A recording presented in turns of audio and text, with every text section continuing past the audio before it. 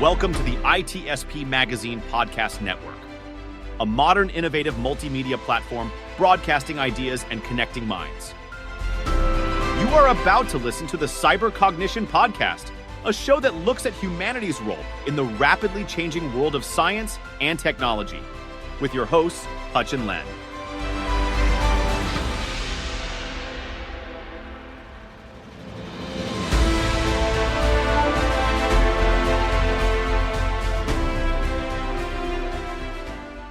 Hello and welcome to another episode of the Cognition Podcast. As always, I'm Hutch, one of your co-hosts. I'm the author of The Language of Deception and also an innovation principal at Trace3. And I am Len Noe, technical evangelist for CyberArk and author of the upcoming book, Human Hacked: My Life and Lessons as the World's First Augmented Ethical Hacker. And today we actually have a special guest with us today. So why don't you go ahead and introduce yourself, man? Hi, my name is Amar Sonik. I go by the name of Amar or Sonik. I work for a healthcare company as a DevOps engineer. I'm also one of the organizers for BSides Singapore, which is happening on the 20th of September. Rock on. Awesome. Yeah, great to have you, Sonic. It's been a week, man. It has been a week. Oh, yeah, it has. Yep. So today we are going to talk about some really interesting perspectives that Sonic has on APTs, or advanced persistent threats, within the cybersecurity space. But of course, before we do that, we are going to do the usual routine of talking about some of the stuff we've seen in the news since our last episode. And as Lynn mentioned, it has been an interesting one. So obviously, if you haven't been living under a rock, you probably are well aware of the Crowdstrike outage. We obviously have to discuss that. And in addition to that, we're also going to talk about a recent ad that Microsoft released saying that now with AI, you can take 3 meetings at once. And finally, the idea, Hutch and I have been talking about this over and over again for episodes after episodes. We are now seeing AI get into politics, but not in the way that you would expect. Yep. Wow.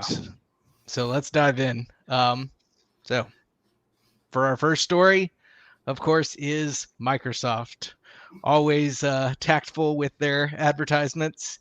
So this was an interesting one. There was a couple news articles that came out pointing to a recent ad that Microsoft had where they bragged about the fact that now with Copilot, you can enjoy the dystopian future of taking not just 1 meeting at a time during the day, but 3 meetings at once. And so I actually tried to browse to this ad based on the link. And while the ad was still there, that portion of it didn't appear to be there. So it did seem like they realized that that may not be the angle they really want to push out. But I don't know. Are you guys excited about the future when you hear that? Man, but I have a hard enough time not double booking myself to begin with. And to be honest, anybody that's listened to our show before knows I am like the true dystopian future looking guy. I don't like the fact that I even have Copilot on my system. Not only the company that I work for, they recently implemented it. And so now I get that little, "Hi, I'm AI. Would you like me to help you?" It's like, man, if I wanted your help, I would have asked for it in the first place. Yeah. But no, you want to talk about a quick way to see, more people go, can we just switch to Linux, please? Oh, yeah. For sure. Yeah. I mean, so for me, when I look at this, I think that there is potentially some value in getting notes captured. To your point, Lynn, there is the question of, do I really want that surveillance and the cost-benefit analysis of that? But that aside, if you're willing to accept that, I think there's some value in capturing notes. But the idea of having that, completely relying on that note taker and being able to only be 1/3 of the way checked in to each of your different calls really seems suboptimal to me. And I think it would come off to any of the people that you're meeting that you are only partially invested in that call, that you're not really present in the conversation. And I think really that is a detriment to progress within an organization more than it's a value add. Yeah, I agree with that. because the thing is, think about it. If you're joining a meeting and then you're double booked and you're triple booked right now. Now with the fact that you can join 3 meetings at one time, getting the details of one meeting and then coming out from there and then going, hey, did you catch what so and so was saying about the other meeting? I kind of thought that my copilot was gonna grab all the information from there, and feed it back to me in a nice, properly formatted minute format, and then come to find out, I'm like, oh yeah, you kind of missed some of that. One thing that I can say is, once I think anybody that's been in the industry as long as we have understands that once management realizes that they can put additional workload on someone and they can handle it, it goes from being the exception to the rule. And the other thing that when it comes to the AI enablement that really makes me start to question is, if we start seeing a big uptick in productivity, is this going to equate to a limiting or a lessening of manpower and headcount? And is the idea that we're going to be able to do this going to become the expectation?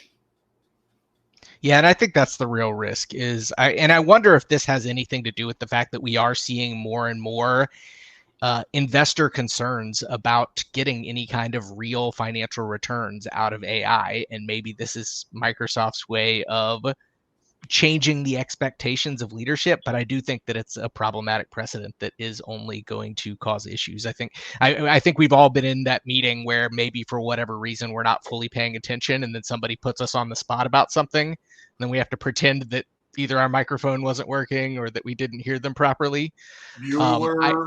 Exactly. And so now, trying to juggle 3 calls, I think those situations are going to become way more common.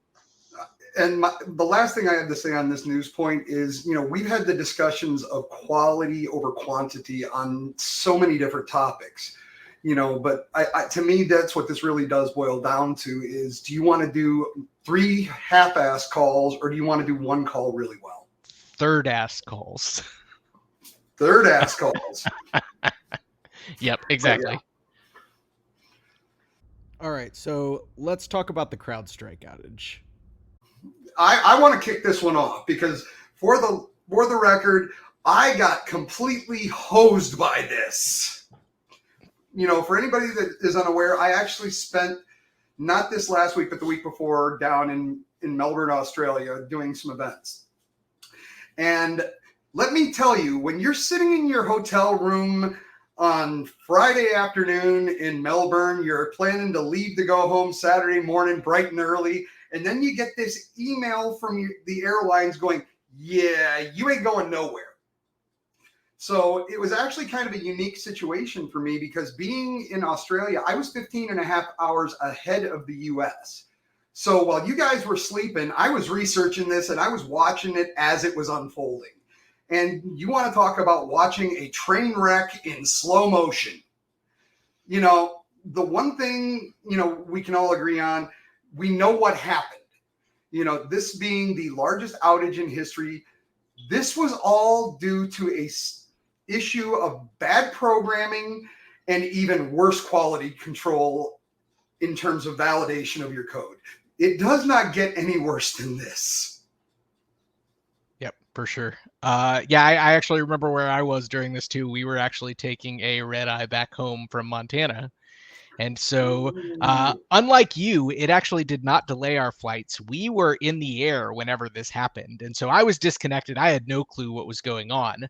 But when we landed, we walked through the airports and there were just cots set up everywhere for people just sleeping, I guess, because of their delayed flights. So we just dodged the bullet.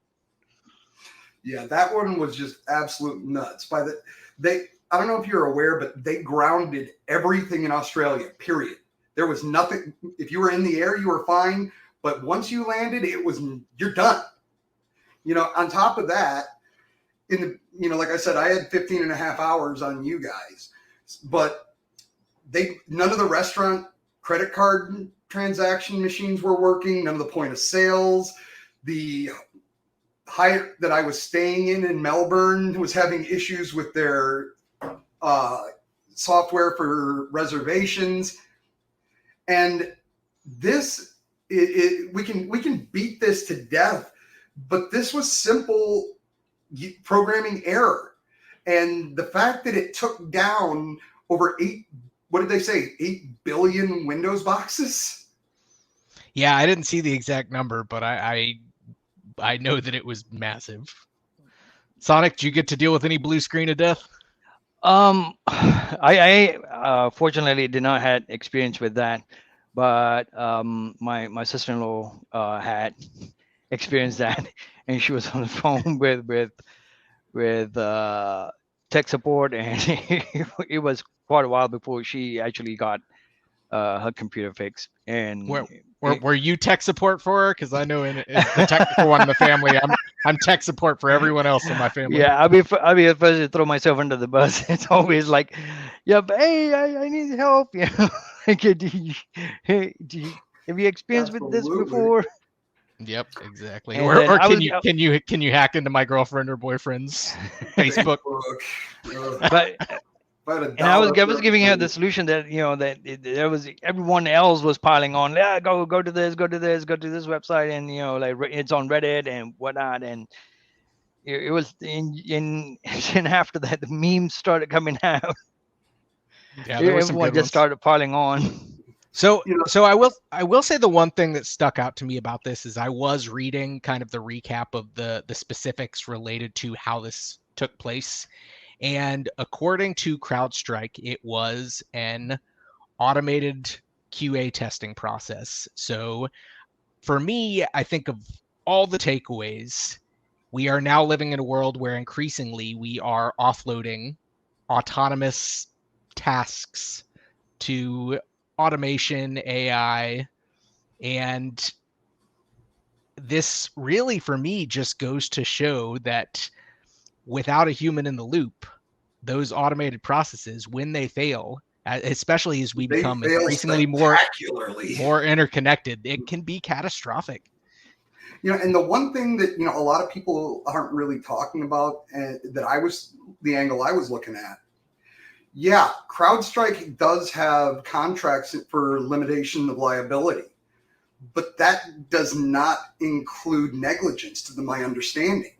You know, and I'm not a lawyer and I'm not giving legal advice, but, you know, there comes, even with, you know, non-competes, you know, limited liability, there's always that point of, you know, negligence that no matter what you sign. And I'm curious to see what CrowdStrike is going to look like as far as a global entity and its position a year from now as a result of this. It just begs to question, you know, like, how much to a point do you want to automate and keep that automation there, you know?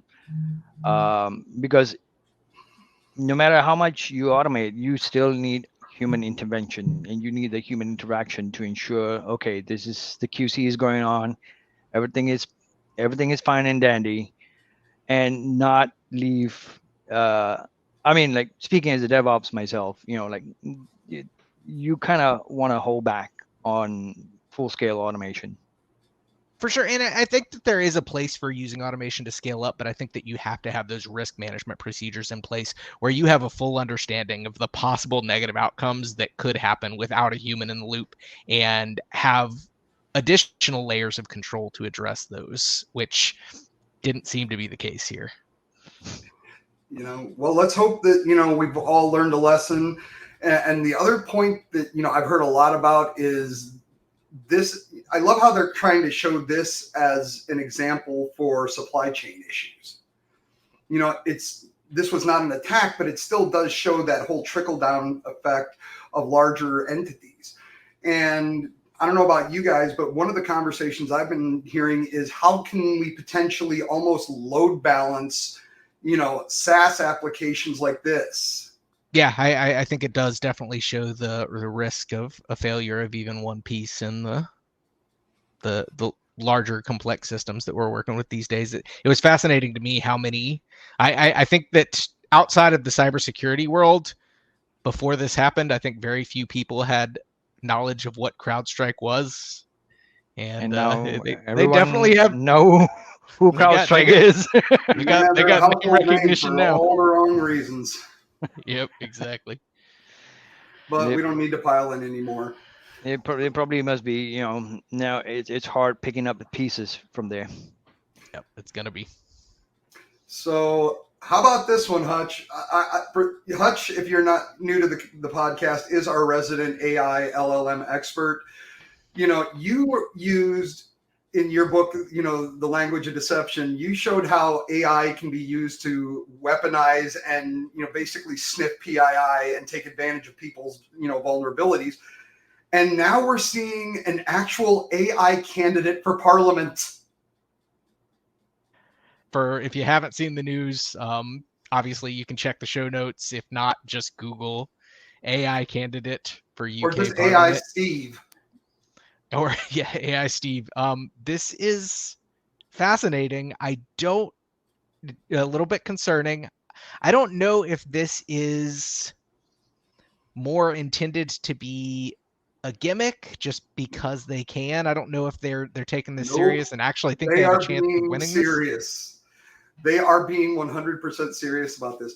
AI Steve is actually represented by the Sussex businessman Steve, and I'm going to butcher this guy's last name, Endicott.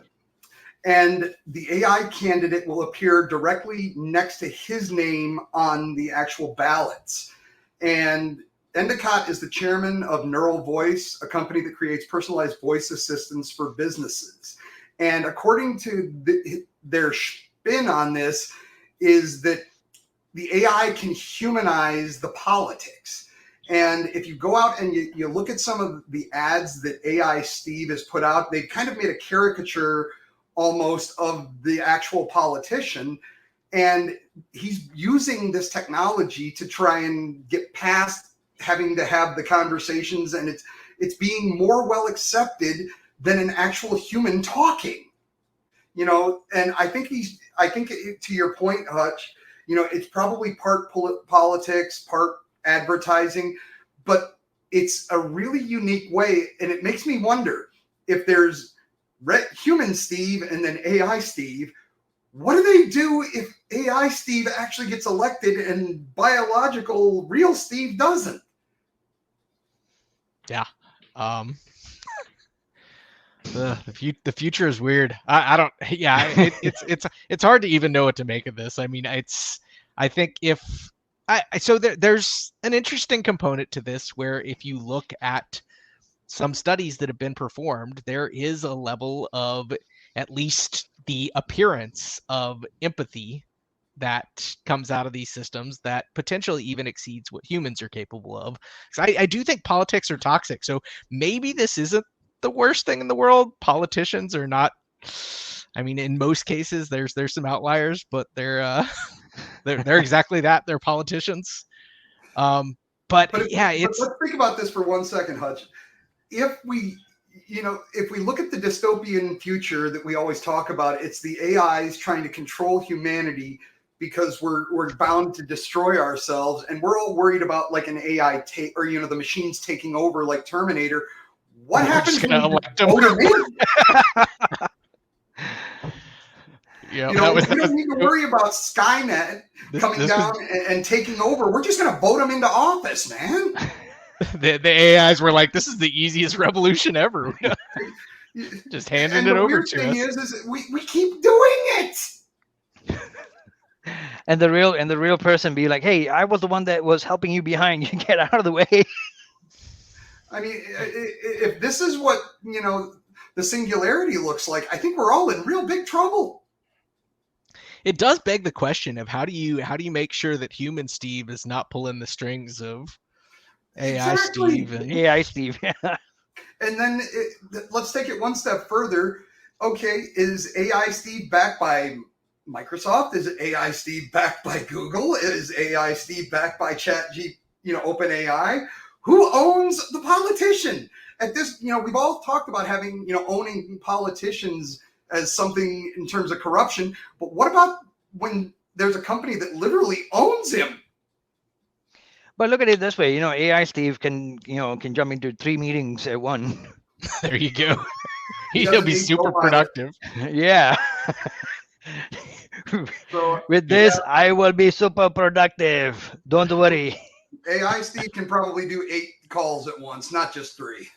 Oh yeah, and he'll be able to, have a minute done, by 0800 hours right in on your desk. Well, As soon as you grab that coffee. I for one am thrilled to see that it's not the United States that is at the forefront of ridiculous politics this time. So, for those of us that have been here a while or watched Hutch longer than me, that we don't do a lot of guests, but we're going to be changing that. So I have been hanging out with our friend Sonic here, helping him, guiding him a little bit. And why don't you go ahead and tell us a little bit about number one, where can somebody see this actual presentation? Because we're just going to kind of skim through it and kind of hit the high points. And what is it that what's the message that you're trying to get out to everyone? Okay, so I'll be doing this presentation at HUSACCon in September 23rd. The message I'm bringing to the masses is the APT, it's a lie. That's a very bold statement. And so actually, can we actually take a step back? And so we do have some audience that's in maybe technology or IT, but not in cybersecurity. Sonic, can you kind of give us a high level what is an APT? Okay, basically, then an APT is a categorized as a nation state actor or a what does threat APT mean? Advanced persistent threat. Okay. That's something that, we've heard a lot about, especially coming from, I don't know about you, Hutch, but usually when I hear APT, it's usually in some type of a release in regards to a major breach or an attack. So how do these APTs come into play? Like to Hutch's point, for those of our listeners that may not be cybersecurity, where would somebody come into contact with something like an APT, and beyond that, why is it important? Okay, somebody will come into contact with APT via the news threads, or they hear something that's being published by social media websites, various different news outlets, and it's very important because the thing is it's trying to tell you, like, hey, there's a group out there that's disrupting, and it's trying to stay hidden, stay dormant, and learn more about the way you function as business, and try to forcibly either, number one, take over or do some damage. So these would be what in normal circles people would call the bad actors or the black hat type hackers.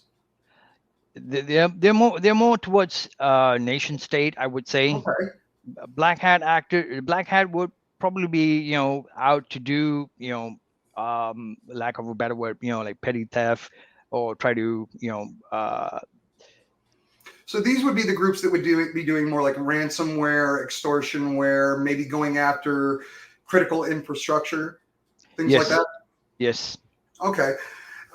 So I'm assuming then that these would also be the same groups that, maybe if you, like, I don't know about you, but I've gotten a lot of these letters. Actually, I got one recently from a concert I went to where some vendor that I had used, they had compromised their data, and now my information has been leaked. So something along those lines of groups.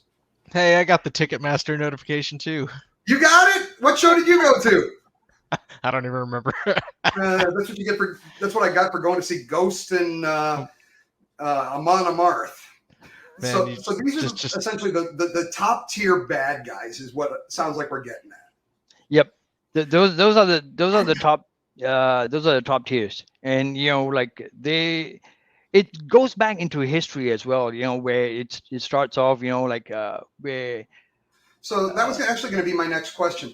When did the term APT You know, because it sounds like this is almost like, in some ways, giving somebody almost like a title. You know, I'm hereby dubbing you as this, you know, really important bad guy. It's kind of like a crowning glory, but in a not so good sense. So when did this first come about in terms of when did the APT become a thing? Okay, it was back in I think in 2007 that was coined. The phrase was coined by Colonel Greg Rattray. That was when he used it in the military. Okay, and so this started from kind of a military designation? Yep, it started from military designation, and he was using it to describe intelligence, who are, trying to gain. Who are the adversaries? Who are the adversaries, and who are trying to gain in and trying to find out more about and infiltrate and trying to find out more about plans, emails, of lead high-ranking officials, and also trying to find out more about military plans. So, as I said earlier, anybody that's been around security has heard a lot of different things about APTs. So essentially at a high level, this is just a designation, almost like a way to give a name to an unknown attacker. Because, I mean, I got to believe that, when we're being attacked, even when we do digital forensics and incident response, we can get the tools, the tactics, and the techniques that were used during the attack. We can blueprint the whole attack, but we don't necessarily know who it was that actually pulled the trigger to execute it, do we?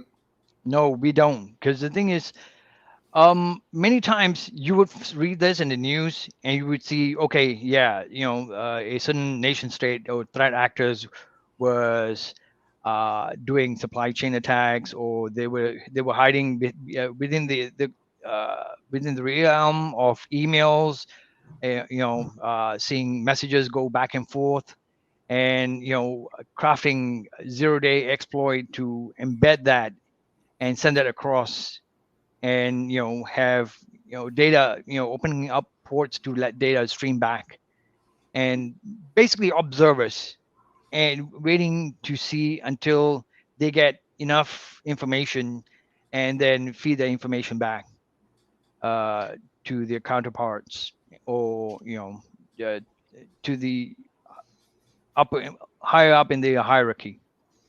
So, Sonic, when you say that APTs are a lie, is it that while there are nation state activities, a lot of cases what is attributed to APTs is kind of just an assumption and may or may not be the case? Yep.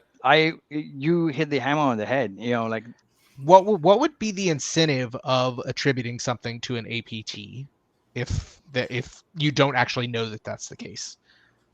And kind of why I was asking that question is, when I'm thinking about it, it seems like there actually would be some financial incentives for making something seem like it was an APT when maybe it actually wasn't. And I can think of two scenarios where that may be the case. One, where a company is breached and they don't want to admit that it was a less sophisticated attack. So saying that it was an APT makes it sound like, oh, we didn't stand a chance. They had nation state level funding. They would have gotten through even if we did everything right in terms of security. So I think it becomes a very easy excuse that companies could potentially use to minimize their negligence. So I think there's that scenario. There's also, it seems like, the possibility that I know just based on conversations that I've had with organizations, we've got, so for anybody that isn't in cybersecurity, companies have cybersecurity insurance. Mm-hmm. So they pay extremely large premiums so that if a breach occurs, the costs of those breaches, which are often in the millions, if not hundreds of millions of dollars for some of these bigger organizations, is covered. And one of the clauses for a lot of those cyber insurance companies is, we will not cover a nation state attack, or an act of war is the terms that's used in some cases. And so it seems like there's also a possible incentive for insurance companies to attribute attacks to nation states, because it gives them the loophole to say, we're not financially liable. We're not paying. And we all know that insurance companies, if they have a chance to step back and get out of it, they'll find any loophole they can. So are those... If I can throw two more scenarios onto that, I can also look at it from the other side of the fence. If you're claiming something as an APT and you can potentially have the product that could solve whatever that particular group's signature type style attack, that could also be used as some type of propaganda to market product. Oh yeah, I agree with that. And coming back, it just makes you wonder, like, okay, number one, who's the one that's giving this label? Okay, I dubbed the, like what Len was saying earlier on, I dubbed the to be APT some number. Or right now it's even come down to naming, giving name like tiger or kitten, or, it's come to a cozy bear. It's come to animal naming convention. It's kind of like like it's stereotyping. I mean, I don't mean to use that word, but it's gotten to that level. And say if you are a jackal, then you are more of a thief, of a petty thief. Well, I think you're right. There definitely is, it seems like, some derogatory tropes that are in some of the naming conventions. I mean, if you're a Chinese threat actor, you're a panda. If you're a Russian, you're a bear. You're a bear. So they're playing off of ethnic stereotypes in their naming conventions. That almost just seems like an additional form of propaganda. So I could be wrong on this, but I'm pretty sure that the source of the animal naming convention comes from CrowdStrike. Exactly. They have their adversary universe, they call it, which they actually try to do marketing based on like almost like the Marvel universe type thing. But I mean, it's very interesting. I mean, one of the things that just came out 3 days ago was the fact that and to your point and what you're saying, the U.S. Department of Justice indicted a North Korean hacker for ransomware attacks on hospitals. So from what my understanding of what you're saying, Sonic, is up until the point where they had this one specific individual, this could have been an APT because we didn't know it to be anything but. But now that it's a single person, could that single person be an APT? Exactly. And I'm curious, is there any kind of official legal standard or anything that really defines what is required for attribution? Or is it just kind of everybody doing their best guess based on what they decide is helpful? I don't know exactly how they derived to this, but wait a minute. I got to jump in on that one. So just going off of what Hutch just said, you mean this, and just so we're on the same page, if entity A, let's just say, does some type of ransomware attack and entity B does the exact same attack, can they be judged differently? One can be an APT, one can be just something? Oh yeah. I definitely agree with that. So there's no criteria or ability to repeat in terms of, if you do A, B, and C, you will be considered an advanced persistent threat. There's nothing that hallmarks or basically defines what that is. No. Then why are we all listening to it? That is a question that I keep, that was on top of my head, if there's no set criteria. So who is making these designations? I'm assuming it's probably some group of entities that are the ones that are providing these designations. I wish I had an answer for that, but it seems like, there are many different avenues that's coming, like we have one example, CrowdStrike is saying, okay, yeah, it's APT so and so, or it's an animal name, and then all of a sudden you get another group that's saying, oh, we found out that this patent belongs to this group. It's coming from this country and it's coming from this group. So it's kind of conflicting, and there's no fixed rule on this. So that's why, when you take a step back and you're like, okay, who do we listen to? Who do we listen to, and who is the one that's calling the shots? But if from the get-go, initially I thought, oh, okay, it's coming from the powers that be. But when I dig deep and I dig deeper and I looked around, I'm like, yeah, I don't think we have a real defined answer for this. Yeah, I agree. I've done a decent amount of work in the past with threat intelligence, and one of the most challenging things with operating against various different threat intelligence feeds is that there is no consistency on naming convention is all over the place. In addition to that, you can't even reconcile it easy because attribution from one source may be completely different than from another. So yeah, Sonic, I think you're right. It really is all over the place, and it's hard to make sense of, even if you're trying to use it in some meaningful way. Oh yeah.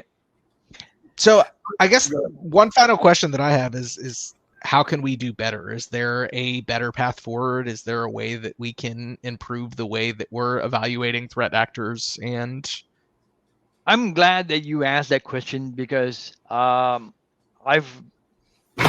for the most part I think the best way forward is we need to get everyone to agree to do this and share the information. So you're talking about some kind of a global geopolitical data sharing. Oh yeah, that'll be fun to try and implement. Yeah, and either through dialogues. Because the thing is, if we don't have constant dialogues, we're going to run into a loop. So are you saying that your future vision would be more getting rid of the APT kind of group thing and actually start going after individual threat actors? Because to your point of a future without APTs, I don't see a future where there's not somebody trying to do some type of offensive computer act.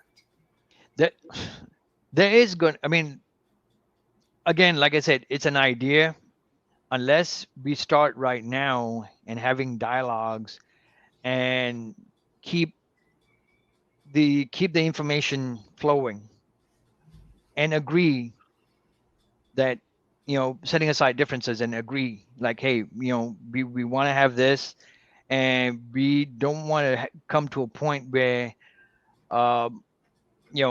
nation state actors get in and muscle in their way and like, hey, this information, we need to take this information, and you won't even know. It's just kind of like it's going to go through your bloodstreams, and before you know it, you're like, oh my god, it's already there, and the information has already been taken.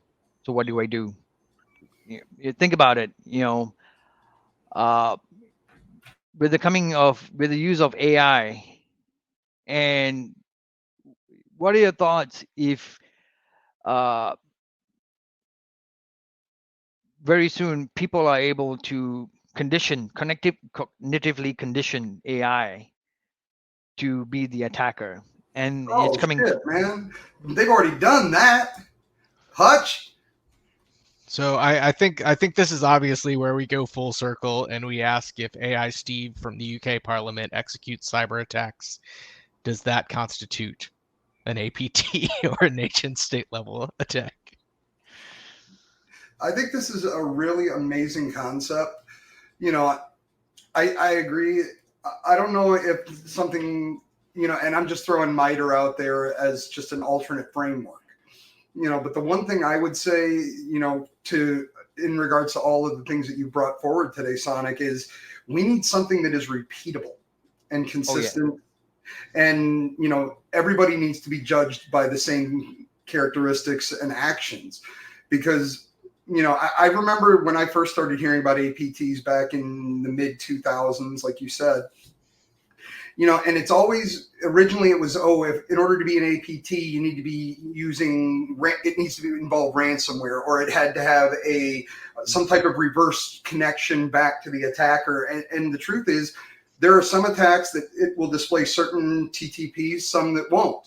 But the fact that, Group A can do the exact same thing that Group B does, and they don't get the designation, I think that does a great disservice to the industry. And I think we need to really kind of take a look at what we're just accepting off the cuff as, the top security news out there. We need to know where that information is coming from, and if it's actually legitimate, or if there's any type of bias, or, somebody's trying to do something with it to either, to Hutch's point, get away from, I don't want to pay insurance, the cyber insurance payout, or I want to push my product.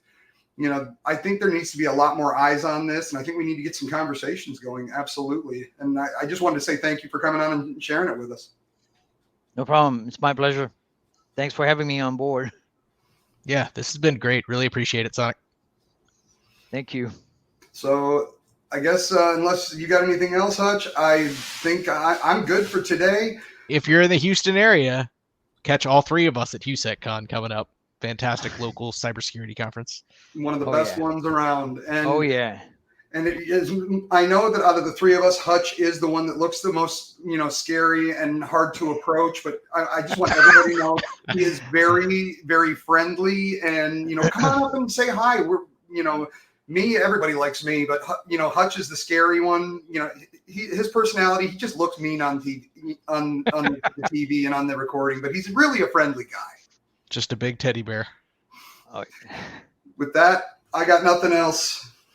All See right, you guys. Cognition over and out. Peace. Cheers. Peace.